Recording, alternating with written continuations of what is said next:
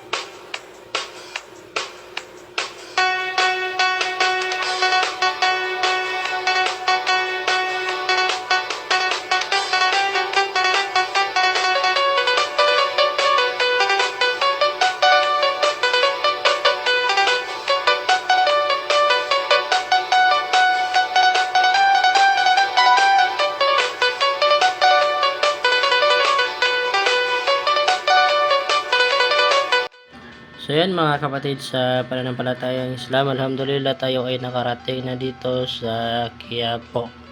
At hanapin natin yung mga nagtitinda ng sakurab para makabili tayo ng sakurab dahil naubos na yung sakurab namin. Alam naman na sa mga Maranaw kapag walang sakurab ay hindi sila kontento o masarapan sa mga niluluto nila, no? So samahan niyo ako bumili ngayon ng sakurab. Hanapin natin dito yung mga mura. Sana makamura tayo ngayon dahil napakamahal yung sakurab dati nung bumili ako dito.